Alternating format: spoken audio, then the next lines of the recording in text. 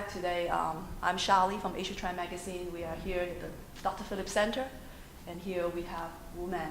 So we are really pleased that we can sit down with her and just try to know her a little bit more. In your musical journey, can you name a person who really make the greatest impact and then make where you are today? I don't think there's a single person passionate Chinese tradition or being a Chinese, and I think that's sort of very natural for me to start this journey. So it's hard to say which single person. There are a lot of people inspire me, but in general, I think because of the culture I grew up with. So what would be the challenge, you think, in your career? Bigger challenge is, first of all, of course, the instrument you play, which is not exist in America before, or people really not familiar with. It's not part of the culture here in the West. How can you introduce this instrument to, besides Chinese? That's challenge. And the challenge is how. It's not like, okay, I introduce, but how can you introduce to let people understand, to people to appreciate it, your culture, the difference. I think that's the main challenge. When I started playing Pipa, I was 9 years old. As you mentioned, the Tiger Mom, I think, 70s, 80s, Chinese parents or tiger parents. That's also part of culture. Actually, I'm very fortunate to have tiger parents. When did you really know that you will make this as your career? When I was 12 years old, after I studied music and I went to music school, by 13 years old, I already accepted by Beijing Music School, Central Conservatory of Music. That is the one sort of very highly respected Chinese music conservatory in China. When I was 13, I accepted, and that time everyone knows this is going to be my career. This is my future job. I knew I'm going to be a musician. What you're going to project the Chinese traditional instrument like this in the future in the Western world? I definitely, that's my sort of wish, my goal or my mission. I definitely want to see Chinese traditional music or Chinese arts or my instrument, Pipa, exist in the world, not only in Chinese community. I really hoping to see, it's a funny thing. A lot of Asian play piano, plays Western instrument. So what's wrong with that? Nobody think that's wrong, right? Think very kind of daily life, all the parents wanted to become a pianist. But what about the other side? What about us? What about our culture, our identity, to have a stage or have the voice, the global stage? Our pipa or other instrument, or yangqin or huzhen or erhu, or some folk songs, and to share with other people. Yeah. Actually, you bring to the next question I have for you. The same thing is you see so many Asian talent kids. It's excellent. If you go to the orchestra, there's so many students there from China, Asian, Japanese, Korean, they top of it. So if here in front of those kids here, so what are you going to tell them? I think for younger generation, for kids, learning music, learning arts, I think that's definitely a benefit for their life, and not necessarily become a musician. I think probably 90% not going to be a musician, even you play piano or play pipa when you're very young age. especially in 21st century, there are so many choices you can become. There's excellent, very, very good scientists. Maybe they grow up, they play instruments, they're very musical. So music, it's not necessarily become professional, but I think it's part of their life, it's a benefit. But especially for Asian, for Chinese kids, I would love to see them, I'm probably more selfish, I would love to see them to appreciate it. I think that's the way to understand their parents' culture, not necessarily become a Pipa master, but through Pipa, through the instrument, you can understand the culture. I think that's probably, to me, I want to see that. Yeah. So what do you think, what kind of things we can do, or the community can do, or the school can do to make it happen? Community, well, definitely teach them to have, introduce them. It's like, cuisine, Chinese food.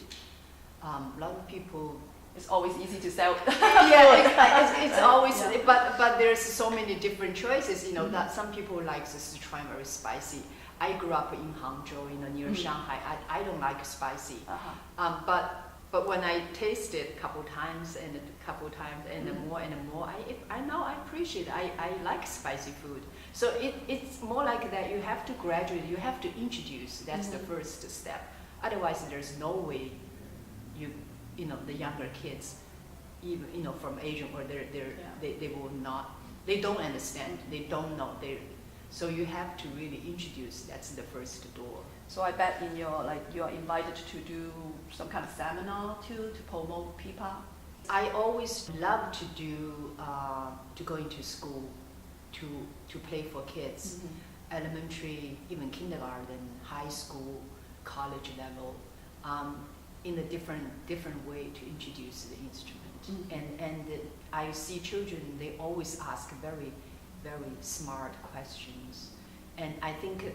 A lot of the school I went to, elementary school, children, I see them so happy, they're gonna remember Pipa for their life.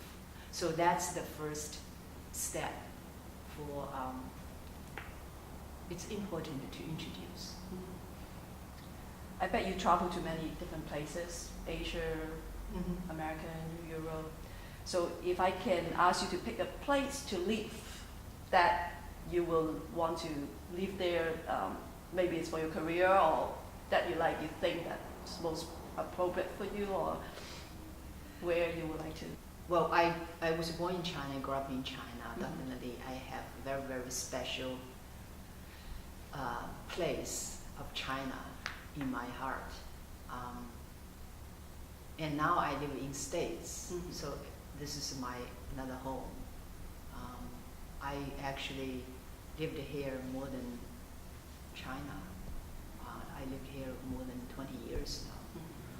If you wanted me to choose another place to live, I'm not mentioning to work, not career, but if I wanted to, I think I will pick a country from Asia. I think that's close to me. Some European countries so beautiful, amazing, like Switzerland or Paris. I appreciate it, but there's distance. If I go to Korea, to Japan, China, you feel home. Definitely feel home. Very comfortable. Even I don't speak the language. Yes. Yeah. You live in China and practice your music for that many years. Now you are in US. What will be the major difference, you think, in China, the way to learn or to practice, and the way that here in US? I think the difference and less and less between two countries. When I grew up, that China, 30, 40 years ago, it was different, very different than with the US. But nowadays, very, very, the whole society changed. You have more Chinese to play violin and piano now too, right? Yeah, yeah. It's not only play instrument very close. You know, there are a lot of kids learn Western music, but also still a lot of a huge group of people, kids play a traditional instrument. Mm-hmm. But I think the lifestyle of the society changed. The lifestyle very westernized now. If I want to say the difference is, the kids learn instrument here probably will be more ask a lot of questions. Mm-hmm. Why? And in China, when I grew up, I There's didn't. no why. I didn't. I'm afraid to ask why. I just You tend to do obey. it. Yes, I just do That's what I've been told.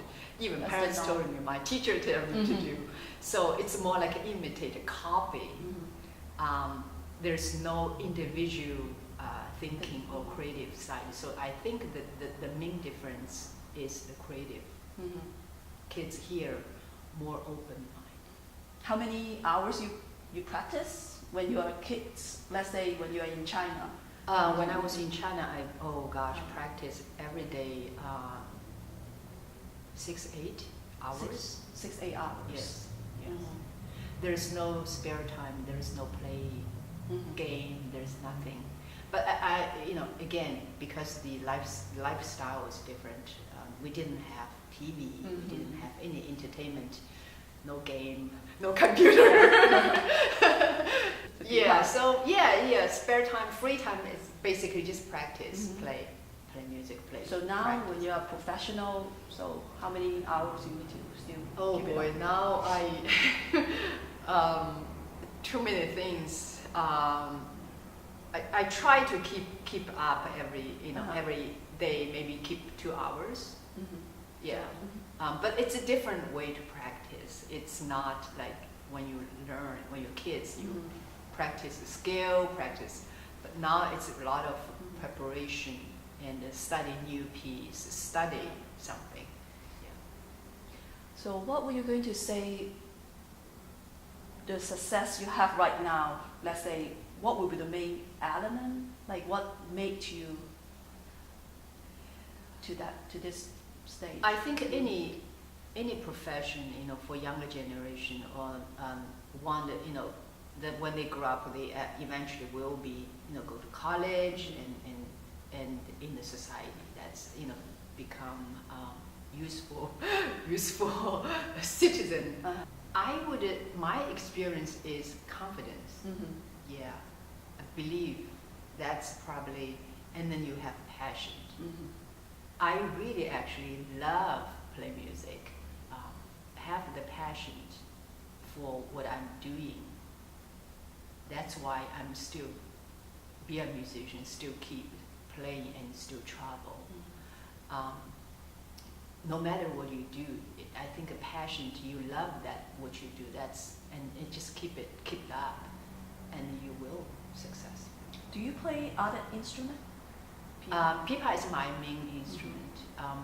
I have learned other traditional instruments like zhongruan, Mm-hmm.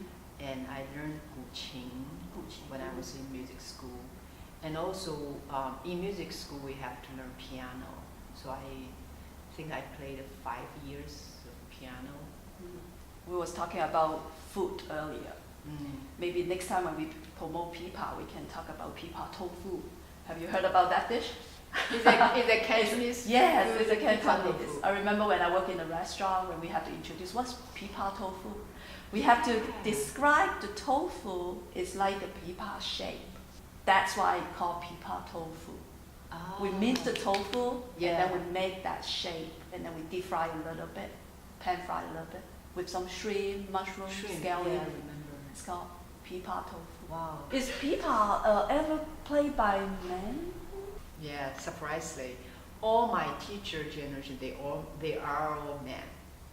It's just because it's not open yet. Well, there's a different stage. Uh-huh. Well, when we read the older poem like Tang Li Bai, Mhm. Bai Ju Yi, Yeah. Pipa Xing, Mm-hmm. it's women, Yeah. entertainer. Mhm. They play pipa. During 19th century Qing dynasty, all the pipa master actually all male, not female. And then of course, 50, 70, 60, until 70, I think a few women play pipa, but mostly it's dominated by men, not women.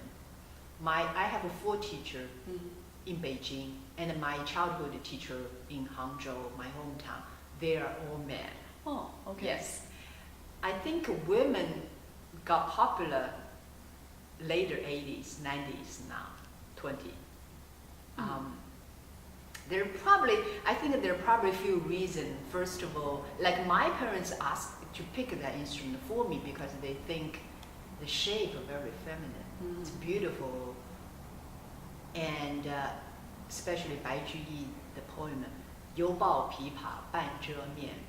Very yes, very very subtle. You can see the picture of women play very subtle, which is such a long history. So that's probably a lot of girls pick up later. And also the society changed. There are so many choices for boys to play, and of course this instrument is very demanding for practice. You have to practice every day, all the techniques, fingerings. I don't think a boy has that patience anymore because so many distraction, games, sports, so become very much female instruments.